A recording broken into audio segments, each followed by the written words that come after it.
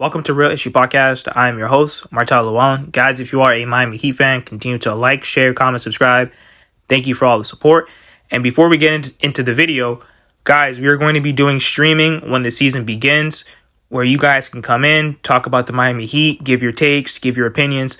Let me know if that's something that you guys want to do in the comment section, and I'll definitely take that into consideration. But anyone can join, anyone can come in.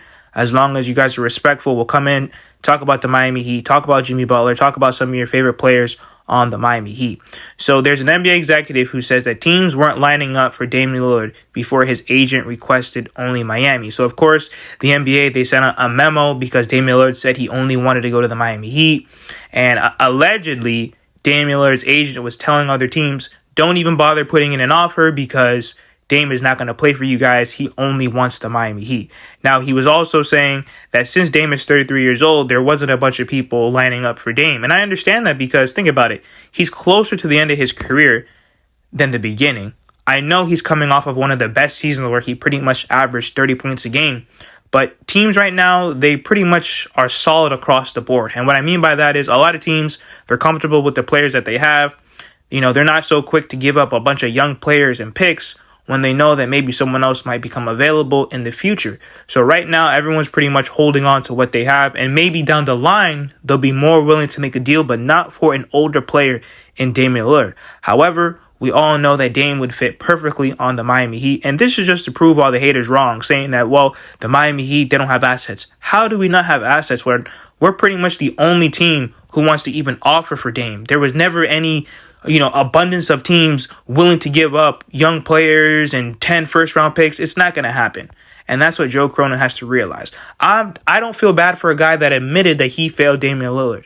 I don't feel bad for a guy that said he didn't put the proper pieces around Dame to win. I don't feel bad for him. That's his fault. That's the Blazers organization that, once again, a bunch of these teams across the NBA who have GMs that don't know what they're doing. They don't know how to build a team. They don't know how to actually put a proper roster around their best players. That's not my fault. They need to learn the game of basketball and go look at other teams and educate themselves across the NBA.